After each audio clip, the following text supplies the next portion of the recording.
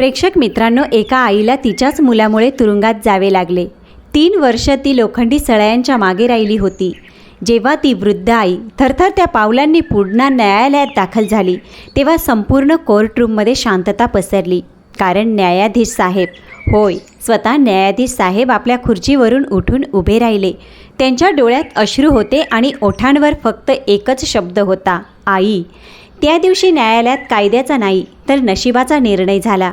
ही कथा तुमच्या हृदयाला आतपर्यंत हादरवून सोडेल, म्हणून प्रेक्षक मित्रांनो, ही कथा शेवटपर्यंत नक्की ऐका, कारण खरा धमाका तर शेवटच्या भागात आहे।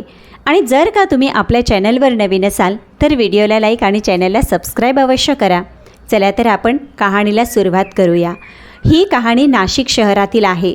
हे ते शहर जिथे गंगेच्या लाटा दर सकाळी एक नवी कथा घेऊन येतात, जिथे घाटांवर आरतीच्या घंटा वाजतात, मंदिरातून शंखनाद घुमतो आणि गल्ली बोळात चहाच्या किटलीच्या वाफेसोबत जीवन हळूहळू जागे होते।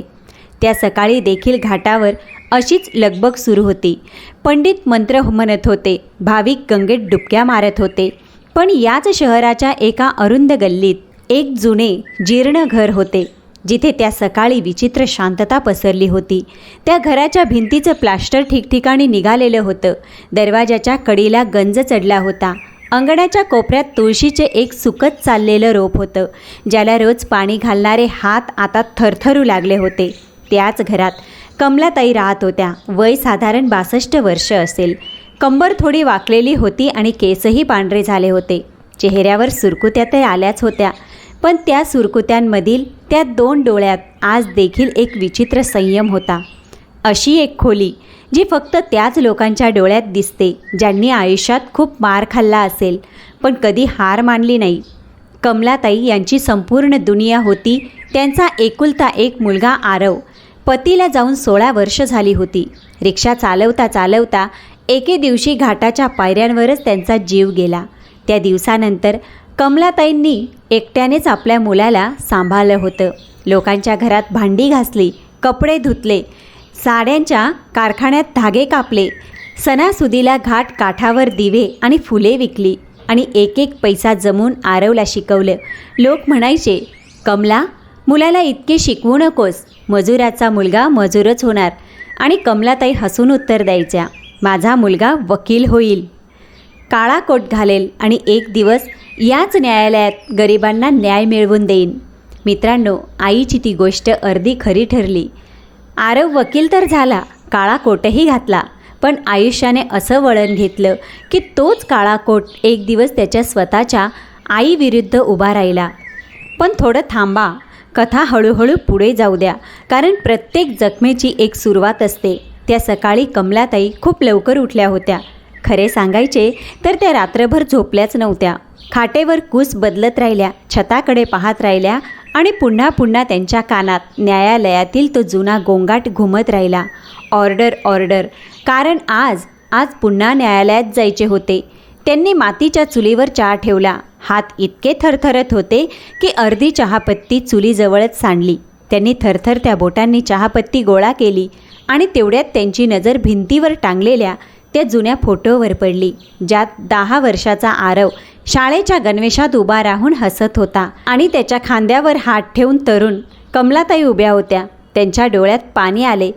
कुठे हरवून गेला माझा तो आरव, त्यांनी हळूच स्वतःशीच म्हटलं, जो शाळेतून परतताच ओरडायचा, आई भूक लागली आहे ग, जो माझ्या मांडीवर डोके ठेवून म्हणायचा, आई मोठा होऊन तुला राणी बनवीन। तेवढ्यात दरवाजावर चाहूल झाली। दरवाजा उघडला आणि आत आला आरव। 32 वर्षाचा तरुण, महागडे कपडे घातलेले, चमकदार बूट, हातात जाडजूड फाईल आणि चेहऱ्यावर ती ताकद जी न्यायालयात वर्षानुवर्ष वाद घातल्याने येते। कमलाताईंचा चेहरा एका क्षणासाठी खुलून गेला। आईचे हृदय असेच असते मित्रांनो। मुलगा कितीही बदलला असला तरी आईचे डोळे त्याला पाहताच चमकून उठतात। आला माझा मुलगा, बस चहा बनवत आहे। आणि ऐक, रिकाम्या पोटी जाऊ नकोस, लोणच्यासोबत 2 पोळ्या भाजून देते। पण आरवने घड्याळ पाहिलं, आई उशीर होत आहे, आज खूप मोठे प्रकरण आहे। कमलाताईंची चहाची किटली तिथेच थांबली। त्यांनी हळूच, अगदी हळू आवाजात म्हटलं, मुला, आज जे प्रकरण आहे ते कुठल्या त्या सेठचे तर नाही ना, ज्याने तुझ्या आईला चोर ठरवले होते। खोलीत शांतता पसरली. आरवची पावले दरवाजातच थबकली. काही सेकंद तो काहीच बोलला नाही. मग मागे न वळता, आईच्या डोळ्यात न पाहता त्याने एवढंच म्हटलं, आई, कायदा भावनांनी नाही पुराव्यांनी चालतो. आणि दरवाजा बंद झाला. कमलाताई तिथेच चुलीजवळ बसून राहिल्या. चहा उकळून बाहेर सांडत राहिला आणि त्यांच्या डोळ्यातून अश्रू. मित्रांनो, आता मी तुम्हाला घेऊन जाते 5 वर्ष मागे, ज्या दिवसाकडे ज्याने या आई मुलाच्या नात्याला कायमचे तोडून टाकले होते. 5 वर्षापूर्वीची गोष्ट आहे मित्रांनो. कमलाताई तेव्हा नाशिकमधील सर्वात श्रीमंत माणसांपैकी एक असलेल्या दिनकरराव यांच्या बंगल्यावर काम करत होत्या. भांडी, झाडू, पोछा आणि कधीकधी स्वयंपाकघरात मदतही करायच्या. शेठ दिनकरराव तेथील साड्यांचे मोठे व्यापारी होते. वरून धर्मात्मा, पण आतून अगदी काळा माणूस. 2 नंबरचा पैसा, बनावटी रेशमचा धंदा आणि गरीब विणकरांच्या मेहनतीवर उभी राहिलेली कोठी. एके दिवशी शेठने स्वयंपाकघरात कमलाताईंसमोर गरिबांची थट्टा केली. या भिकाऱ्यांना जितके द्याल तितके कमीच आहे. नियतीचे भुकेले असतात हे लोक. आणि कमलाताईंकडून राहावले नाही. त्यांनी एवढेच म्हटलं, शेठजी, गरीब भुकेला असू शकतो, पण नियतीचा भुकेला नाही. आणि चुकीच्या कमाईची भाकरी सोन्याच्या ताटात वाढली तरी मनःशांती कधीच देत नाही. बस मित्रांनो, हेच एक वाक्य त्यांच्या आयुष्यातील सर्वात मोठी शिक्षा ठरले. शेठचा चेहरा रागाने लाल झाला आणि अगदी एका आठवड्यानंतर त्याच्या तिजोरीतून काही लाख आणि सोन्यांच्या बांगड्या गायब झाल्या. पोलीस आले आणि थेट कमलाताईंच्या घरी झडती घेण्यास सांगण्यात आलं. मित्रांनो, त्या मोडकळीस आलेल्या घरातील तुटलेल्या पेटीतून त्याच बांगड्या सापडल्या. त्याच बांगड्या ज्या 2 दिवस आधी स्वतः शेठच्या माणसाने गुपचूप तिथे लपवून ठेवल्या होत्या. संपूर्ण गल्लीसमोर कमलाताईंच्या हातात बेड्या ठोकल्या गेल्या. त्या ओरडत राहिल्या, मी काही केले नाही, देवाची शपथ, मी खरंच काही केले नाही. पण गरिबाची शपथ कोण ऐकतो मित्रांनो. आणि आता येते ह्या कथेतील सर्वात वेदनादायी गोष्ट. जेव्हा खटला न्यायालयात पोचला तेव्हा शेठ दिनकर यांनी आपल्या बाजूने जो वकील उभा केला होता तो दुसरा कोणीही नव्हता, स्वतः कमलाताईंचा मुलगा आरव होता. होय, शेठने मोठ्या चालाकीने खेळ खेळला होता. त्याने नुकताच वकील झालेल्या आरवला आपला खटला दिला. जाडजूड फी दिली, मोठी स्वप्न दाखवली. हा खटला जिंकलात वकील साहेब तर संपूर्ण नाशिक तुमचं नाव ओळखेल. माझ्या सर्व कंपन्यांचे कायदेशीर सल्लागार तुम्हीच व्हाल. आरवसमोर 2 मार्ग होते, आई किंवा करिअर. आणि त्या दिवशी स्वतःच्या सख्ख्या आईला कटघऱ्यात उभं पाहून आरवने थरथरत्या आवाजात पण दगड झालेल्या हृदयाने म्हटलं, माय लॉर्ड, कायद्याच्या नजरेत सर्व समान आहेत. जरी कटघऱ्यात उभी असलेली ही स्त्री माझी स्वतःची आई का असेना, पुरावे स्पष्ट आहेत. चोरीचा माल यांच्या घरातून जप्त झाला आहे. मी न्यायालयात यांच्यासाठी कठोरात कठोर शिक्षेची मागणी करतो. कमलाताईने कटघऱ्यातून आपल्या मुलाकडे पाहिलं. त्यांच्या डोळ्यातून अश्रू वाहू लागले, पण ओठांमधून एकही श्राप बाहेर निघाला नाही. त्यांनी फक्त मनात म्हटलं, मुला, आईला शिक्षा देऊन जर तुझे भले होत असेल तर मला ही शिक्षा देखील मान्य आहे. न्यायाधीशांनी निकाल दिला, 3 वर्षाची कैद. जेव्हा पोलीस त्यांना घेऊन जात होते तेव्हा त्यांनी मागे वळून एकदा आपल्या मुलाकडे पाहिलं. आरव मान खाली घालून उभा होता. विजय त्याचा झाला होता, पण त्या विजयाच्या ओझ्याने त्याची मान झुकलेली होती. मित्रांनो, आता मी तुम्हाला या कथेतील त्या पात्राशी भेटवते जी या संपूर्ण वादळात माणुसकीचा दिवा बनून जळत राहिली. मिनल. हो, मिनल त्याच न्यायालयात कनिष्ठ वकील होती.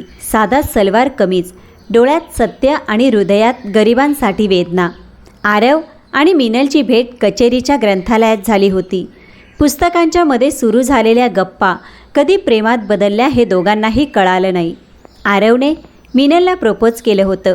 गंगा घाटावर संध्याकाळच्या आरतीच्या वेळी दिव्यांच्या प्रकाशात मिनलचा चेहरा उजळून निघाला होता आणि आरवने म्हटलं होतं, मिनल, माझ्याकडे संपत्ती नाही, फक्त एक आई आहे जी माझे जग आहे आणि एक स्वप्न आहे. तू माझ्या या छोट्याशा जगाचा भाग बनशील का? मिनलने हसून म्हटलं होते, ज्या माणसाचे जग त्याची आई आहे त्यापेक्षा श्रीमंत कोणीही नाही. आरव आणि मिनलची एंगेजमेंट ठरली होती. कमलाताईंनी स्वतःच्या हातांनी मिनलला आपल्या लग्नातील जुन्या चांदीच्या बांगड्या घातल्या होत्या आणि म्हटले होते, मला सून नाही, मुलगी मिळाली आहे. पण मग तो खटला आला आणि ज्या दिवशी आरवने खटला लढण्याचा निर्णय घेतला त्या दिवशी मिनल त्याच्या ऑफिसमध्ये आली. तिचे डोळे लाल होते. आरव तू आपल्या आईविरुद्ध उभा राहिलास, त्या आईविरुद्ध जिने भांडी घासून तुला हा काळा कोट घातला आहे. आरवने फाईल्समधून नजर वर न करता नाही म्हटलं. मिनल, तू का समजून घेत नाहीस? हा माझ्या करिअरचा प्रश्न आहे. पुरावे आईविरुद्ध आहेत. मी वकील आहे, मुलगा नंतर. मिनलने हळूच आपल्या हातातील त्या चांदीच्या बांगड्या काढून आरवच्या टेबलावर ठेवल्या आणि म्हटलं, जो माणूस आपल्या आईचा झाला नाही तो माझा काय होईल? या बांगड्या आईंच्या आहेत, आत्ता ठेव. ज्या दिवशी तू पुन्हा त्यांचा मुलगा बनशील त्या दिवशी मी स्वतः घालायला येईन या. आणि मिनल तिथून निघून गेली. मित्रांनो, म्हणतात ना, प्रेम माणसांना जोडतं, पण कधी कधी खरे प्रेम ते असते जे चुकीच्या मार्गावर सोबत चालण्यास नकार देते. मिनलने आरवला सोडले नव्हते. तिने आरवच्या गुन्ह्याची साथ सोडली होती आणि त्या 3 वर्षात जेव्हा संपूर्ण शहर कमलाताईला चोर म्हणत राहिले, मिनल दर महिन्याला तुरुंगात त्यांना भेटायला जात राहिली. त्यांच्यासाठी घरचे बनवलेले जेवण घेऊन जायची, औषधं घेऊन जायची आणि परतताना प्रत्येक वेळी तुरुंगाच्या गेटवर उभी राहून रडायची. एके दिवशी कमलाताईने तुरुंगाच्या गजांमागून मिनलचा हात धरून म्हटलं होतं, मुली, माझ्या मुलाचा द्वेष करू नकोस. तो भरकटला आहे, हरवलेला नाही. आई, आहे ना मी. मला माहीत आहे एक दिवस माझा आरव परत येईन. 3 वर्ष निघून गेली मित्रांनो. कमलाताई शिक्षा भोगून बाहेर आल्या, पण बाहेरचे जग तुरुंगापेक्षाही अधिक निर्दयी निघाले. तेथीलच त्याच एरियामधील बायका त्यांना पाहून तोंड फिरवायच्या. ज्या घरांमध्ये त्या कधी काम करायच्या तिथले दरवाजे आता त्यांच्यासाठी बंद होते. मुले गल्लीत त्यांना पाहून कुजबूज करायचे. ती बघा, चोरटी चालली आहे. आरव आता त्या नाशिकमधील नामांकित वकील बनला होता. सेठ दिनकर रावांच्या सर्व कंपन्यांचा कायदेशीर सल्लागार. मोठी गाडी, मोठे ऑफिस, मोठे नाव. तो आईच्या घरी यायचा. महिन्यातून एकदा पैसे ठेवून जायचा. पण दोघांमधील बोलणे संपले होते. एकाच छताखाली बसलेले 2 अनोळखी. रात्री कमलाताई एकट्या खाटेवर पडून देवाला विचारायच्या, हे देवा, मी असं कोणतं पाप केलं होतं की माझ्याच रक्त्याने मला कटघऱ्यात उभं केलं? पण काही हरकत नाही. माझ्या वाट्याचा न्याय तुझ्या घाटावरच का असेना, कधीतरी मिळेल.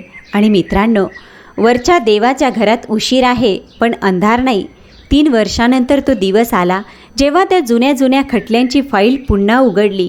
शेठ दिनकरराव कर चोरी आणि बनावटी रेशमच्या धंद्याची चौकशी सुरू झाली होती आणि त्याच चौकशीत जुन्या प्रकरणांचे थरही उलगडू लागले.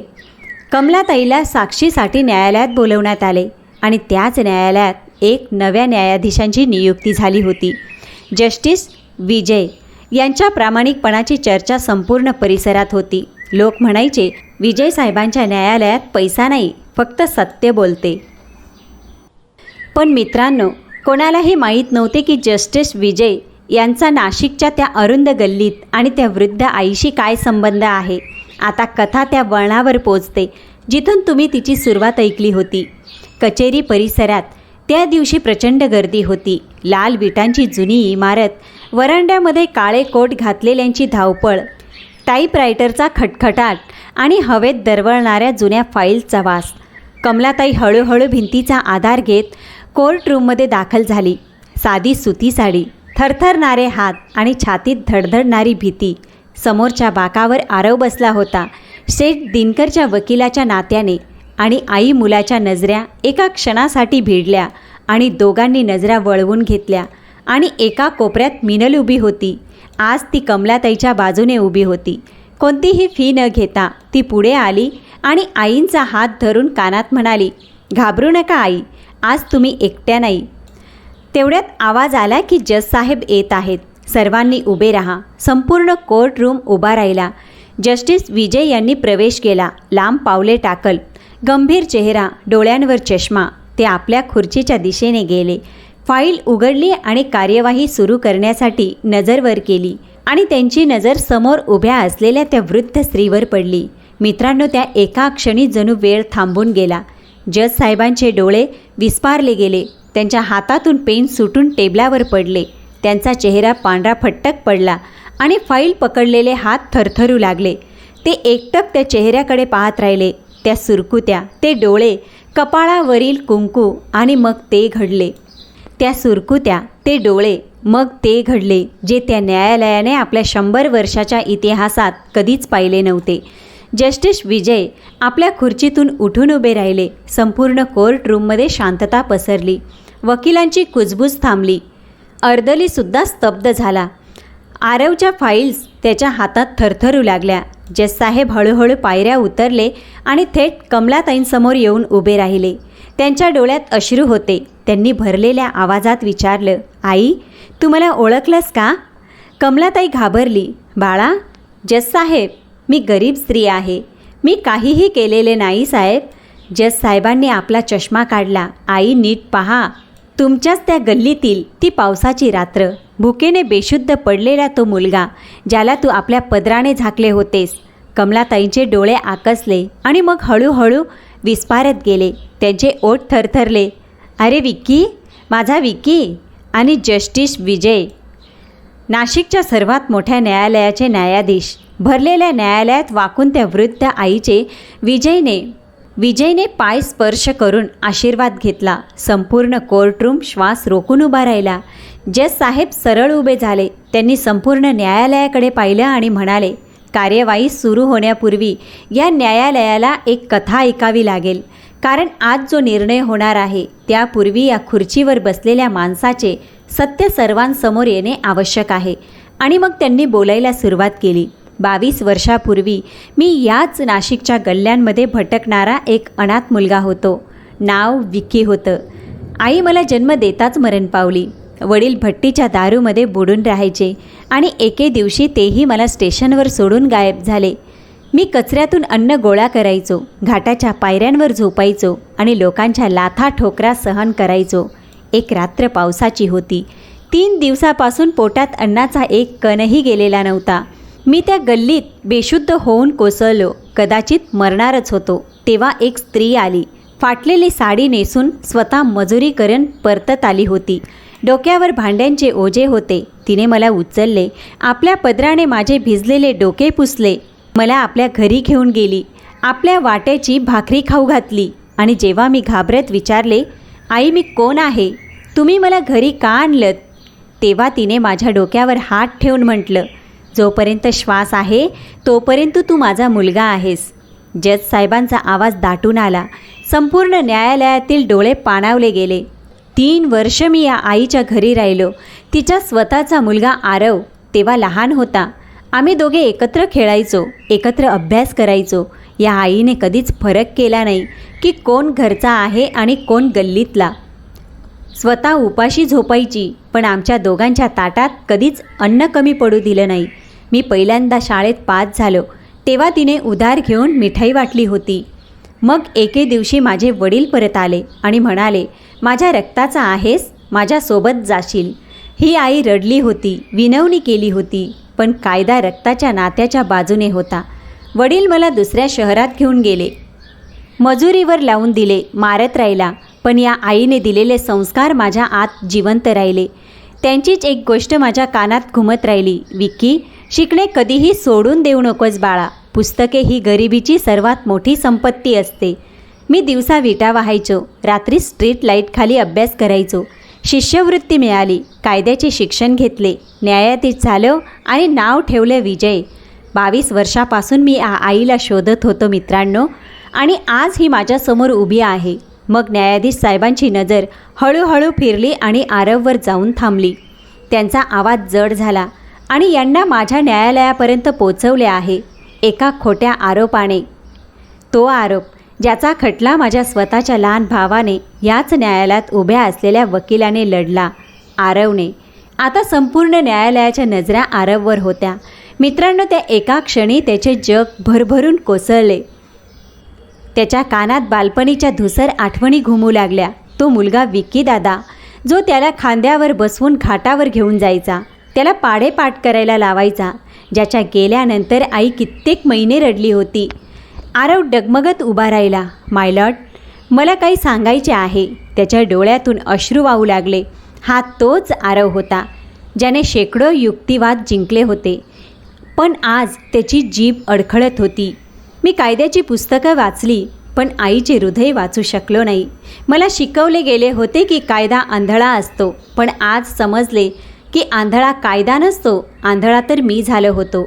नावाची भूक, पैशांची चमक आणि प्रगतीच्या शर्यतीने मला इतके आंधळे केले की ज्या गर्भाने मला 9 महिने पोटात वाढवून घेतले, त्याच आईला मी आरोपाच्या पिंजऱ्यात उभे केले.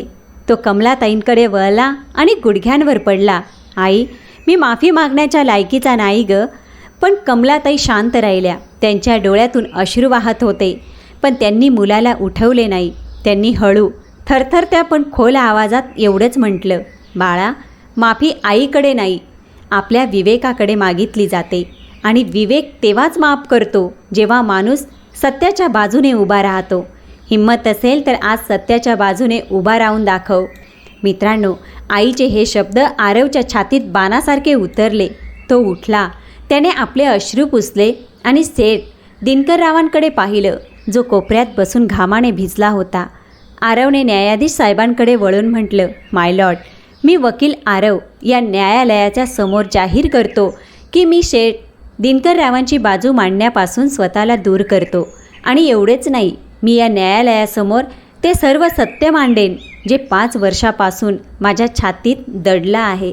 कारण आज मला वकील नाही तर मुलगा बनायचा आहे.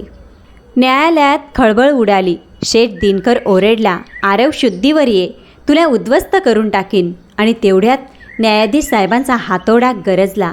ऑर्डर, ऑर्डर, हे न्यायालय आहे, शेठजी तुमची कोठी नाही. पुढील सुनावण्यांमध्ये मित्रांनो, सत्याचे थर एक एक करून उलगडू लागले.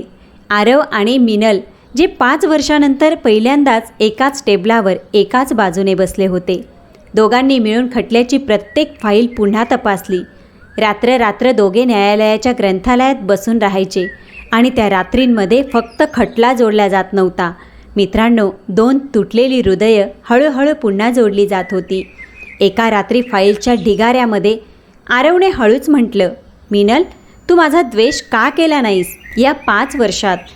मिनलने फाईलवरून नजर न हटवता उत्तर दिलं, कारण आईंनी तुरुंगाच्या गजा आडून माझ्याकडून वचन घेतले होते की मी त्यांच्या मुलाचा द्वेष करणार नाही. त्या म्हणायच्या, माझा आरव भरकटला आहे, हरवलेला नाही. आरवचे डोळे भरून आले. आणि तू आईचे म्हणणं मानलंस? मिनलने पहिल्यांदा नजर वर केली, हलकेच हसली आणि म्हणाली, प्रेम मी तुझ्यावर केले होते आरव, पण विश्वास मला नेहमीच तुझ्या आईच्या संस्कारांवर होता. बघ, आईचे संस्कार जिंकले ना. मग न्यायालयात साक्षीदार सादर झाले. पहिला साक्षीदार जो शेजारी होता, ज्याने 5 वर्षापूर्वी सांगितलं होतं की त्याने कमलाताईला रात्री शेठच्या कोठीतून बाहेर पडताना पाहिलं होतं. आरवने त्याला फक्त 2 प्रश्न विचारले. तुम्ही म्हणाला होता की चोरी रात्री 10:30 वाजता झाली आणि तुम्ही आईंना स्पष्टपणे पाहिले, पण त्या रात्री संपूर्ण वस्तीत वीज गेली होती. हा वीज विभागाचा रेकॉर्ड आहे. विजेशिवाय गुप्त अंधारात 60 फूट अंतरावरून तुम्ही चेहरा कसा ओळखला? साक्षीदाराच्या कपाळावर घाम फुटला. त्याची जीभ अडखळायला लागली आणि शेवटी तो फुटून बोलला, मला शेठजींच्या मुनीमाने 500 रुपये दिले होते. साहेब, माझ्याकडून चूक झाली, मला माफ करा. दुसरा साक्षीदार तपास अधिकारी जज साहेबांनी सरळ प्रश्न केला, जप्त केलेल्या बांगड्यांवर बोटांच्या ठशांची तपासणी का झाली नाही? अधिकाऱ्याची मान खाली झुकली. वरून दबाव होता माय लॉर्ड. आणि मग आला सर्वात मोठा धक्का. शेठचा जुना मुनीम, जो आता शेठच्या अत्याचारांना कंटाळला होता, स्वतःच समोर आला आणि त्याने न्यायालयात कबूल केले, बांगड्या चोरीला गेल्या नव्हत्या माय लॉर्ड. शेठजींनी स्वतः माझ्याकडून त्या बांगड्या कमलाताईंच्या पेटीत ठेवून घेतल्या होत्या, कारण त्या स्त्रीने शेठजींना भर स्वयंपाकघरात सत्य सांगितलं होतं आणि त्यांनी शपथ घेतली होती की या स्त्रीला चोर ठरवून संपूर्ण नाशिकसमोर तिची अब्रू घालवायची. संपूर्ण न्यायालय स्तब्ध झाले. सेठ दिनकररावांचा चेहरा राखेसारखा झाला. ज्या अहंकारात तो संपूर्ण आयुष्य जगला होता की पैसा सर्व काही विकत घेऊ शकतो, तो अहंकार त्या दिवशी आरोपीच्या पिंजऱ्यात उभा राहून थरथरत होता. आणि मग मित्रांनो, आला निकालाचा दिवस. त्या सकाळी नाशिकच्या आकाशात हलके ढग होते. गंगा शांतपणे वाहत होती आणि न्यायालयासमोर शेकडो लोकांची गर्दी जमली होती. मीडिया, वकील, सामान्य लोक आणि तेथील गल्लीतील त्याच स्त्रिया ज्या कधी कमलाताईंना पाहून तोंड फिरवून घेत होत्या. कोर्टरूम खच्च भरलेलं होतं. जस्टिस विजय यांनी फाईल उघडली. आज त्यांच्या आवाजात एका न्यायाधीशाची शक्तीही होती आणि एका मुलाचे दुःखही. या न्यायालयाने सर्व पुरावे, साक्षीदार आणि तथ्यांची सखोल चौकशी केली आणि न्यायालय या निष्कर्षाप्रत पोचले की संपूर्ण न्यायालयाने श्वास रोखून धरला. कमलाताई पूर्णपणे निर्दोष आहेत. त्यांच्यावर लावण्यात आलेला चोरीचा आरोप हा पूर्वनियोजित कट होता. न्यायालय त्यांची जुनी शिक्षा रद्द करतो. त्यांचे नाव प्रत्येक सरकारी नोंदीतून काढून टाकण्याचा आदेश देतं आणि राज्य सरकारला निर्देश देते की त्यांना चुकीच्या कैदेच्या 3 वर्षांची संपूर्ण भरपाई देण्यात यावी. कमलाताईंच्या डोळ्यातून अश्रू वाहू लागले. त्यांनी थरथरत्या हातांनी हात जोडून वर पाहिले, जणू आपल्या स्वर्गवासी पतीला सांगत होत्या, ऐकताय ना, तुमची कमला चोर नव्हती. आज संपूर्ण नाशिकने ऐकून घेतले. मग न्यायाधीशांची नजर शेठ दिनकर रावांवर गेली. आवाज दगडासारखा कठोर झाला. शेठ दिनकर, तुमच्यावर खोटे पुरावे तयार करणे, साक्षीदार विकत घेणे, तपासावर प्रभाव टाकणे आणि एका निर्दोष स्त्रीचे आयुष्य उद्ध्वस्त करण्याचा गुन्हा सिद्ध होत आहे. हे न्यायालय तुम्हाला 7 वर्षाच्या कठोर कारावासाची आणि मोठ्या दंडाची शिक्षा सुनावतं. आणि लक्षात ठेवा शेठजी, ज्या स्त्रीने तुम्हाला सांगितलं होतं की चुकीच्या कमाईने चैन मिळत नाही, आज तिचे शब्द या न्यायालयाची मोहर बनले आहेत. हातोडा घुमला आणि शेठ दिनकर, नाशिकचा सर्वात शक्तिशाली माणूस, 2 पोलिसांच्या मध्ये मान खाली घालून बाहेर जाताना दिसला. त्या दिवशी न्यायालयात फक्त एका माणसाला शिक्षा झाली नव्हती मित्रांनो, त्या विचारसरणीला शिक्षा झाली होती जी समजते की गरिबाची इज्जत विकत घेता आणि तुडवता येते. निकालानंतर असे दृश्य घडले की ते पाहून दगडाचे हृदयही वितळून जाईल. न्यायालयाच्या मध्यभागी एका बाजूने जस्टिस विजय खाली उतरले आणि दुसऱ्या बाजूने आरव मोठा आणि 2 मुलं एकाच वेळी त्या वृद्ध आईच्या पायांवर वाकले. एक मुलगा तो ज्याला आईने जन्म दिला होता आणि दुसरा मुलगा तो ज्याला आईने आयुष्य दिलं होतं. कमलाताईने थरथरत्या हातांनी दोघांच्या डोक्यावर हात ठेवला आणि भरून आलेल्या गळ्याने म्हटलं, आज समजले देवाने, माझ्याकडून माझी 3 वर्ष का घेतली, कारण त्याच्या बदल्यात मला माझे 2 मुलं परत द्यायचे होते. संपूर्ण न्यायालयात कदाचितच एखादा डोळा कोरडा राहिला असेल आणि तेवढ्यात मिनल पुढे आली. तिने आपल्या पर्समधून तेच जुने चांदीचे कडे काढले जे 5 वर्षापूर्वी तिने आरवच्या टेबलावर ठेवले होते आणि कमलाताईंसमोर तळहात पसरवून म्हणाली, आई, तुम्ही म्हणालात ना, ज्या दिवशी तुमचा मुलगा पुन्हा तुमचा मुलगा बनेन, मी म्हटले होते त्या दिवशी मी हे स्वतः घालायला येईन. आई, आज तो दिवस आला आहे. या बांगड्या मला घालून द्या. कमलाताईने रडत हसत सुनेच्या मनगटात ते कडे घातले आणि मिनलला मिठी मारली. आरव उभा राहून पाहत राहिला. त्याची आई आणि त्याचे प्रेम दोन्ही एकाच वेळी त्याला परत मिळाले होते. त्याने आपल्या अहंकारात जे काही गमावले होते ते सर्व त्याच्या आईच्या आशीर्वादांनी परत मिळवून दिले होते. काही महिने गेले मित्रांनो. तीच गल्ली आता बदलून गेली होती. तेच शेजारी जे कधी तोंड फिरवून घेत असत, आता कमलाताईंचे पाय स्पर्श करण्यासाठी येत होते. आरवने मोठी वकिली सोडून एक मोफत कायदेशीर मदत केंद्र उघडलं. नाव ठेवले कमला न्याय सेवा, जिथे प्रत्येक गरिबाचा खटला मोफत लढला जात होता, ज्याचा आवाज पैशाच्या गोंगाटात दाबला जात होता. मिनल त्याची जीवनसाथीही बनली आणि त्या केंद्राची सहकारी वकीलही झाली. जस्टिस विजय ते आजही निकाल देत होते, पण प्रत्येक निकालापूर्वी त्यांना फाटलेल्या साडीतील त्या आईचे शब्द आठवत होते, जोपर्यंत श्वास आहे तोपर्यंत तू माझा मुलगा आहेस. मग एका संध्याकाळी चौघेही गंगेच्या घाटावर बसले होते. सूर्य मावळत होता आणि गंगेचे पाणी सोन्यासारखे चमकत होते. दूर मंदिरात आरतीच्या घंटा वाजत होत्या. कमलाताईने 2 मुलांकडे आणि सुनेकडे पाहिले आणि हळूच म्हणाल्या, मुलांनो, आज एक गोष्ट समजली. न्याय फक्त न्यायालयाच्या खुर्चीतून मिळत नाही. न्याय तेव्हा मिळतो जेव्हा माणसाच्या हृदयात माणुसकी जिवंत असते. कायद्याची पुस्तके मार्ग दाखवतात, पण त्या मार्गावर चालायला हृदयच शिकवते. गंगा वाहत राहिली, जणू म्हणत होती, सत्याला कोणी कैद करू शकत नाही आणि आईच्या आशीर्वादाला कोणी पराभूत करू शकत नाही. तर मित्रांनो, ही होती कमलाताईंची कथा. एक आई जिला तिच्याच मुलाने तुरुंगात पाठवले आणि एक मुलगा ज्याला त्याच आईच्या एका भाकरीने न्यायाधीश बनवले. मित्रांनो, जर या कथेमुळे तुमचे डोळे पाणावले असतील, जर तुम्हाला तुमच्या आईची आठवण आली असेल, तर एक काम नक्की करा. आज आपल्या आईजवळ बसा, तिचा हात धरा आणि फक्त एवढे म्हणा, आई तू आहेस तर सर्व काही आहे. आणि कॉमेंटमध्ये लिहा, आईचा आशीर्वाद ही सर्वात मोठी संपत्ती आहे. जेणेकरून जगाने पाहावे की आईवर प्रेम करणारे आजही किती आहेत. जर कथा मनाला भिडली असेल तर व्हिडिओला लाईक अवश्य करा. आपल्या कुटुंबीय आणि मित्रांसोबत ही कथा शेअर नक्की करा. चला तर प्रेक्षक मित्रांनो, भेटूया पुढच्या कथेसोबत. तोपर्यंत आपल्या आईची काळजी घ्या आणि आपल्या माणसांशी जोडलेले रहा.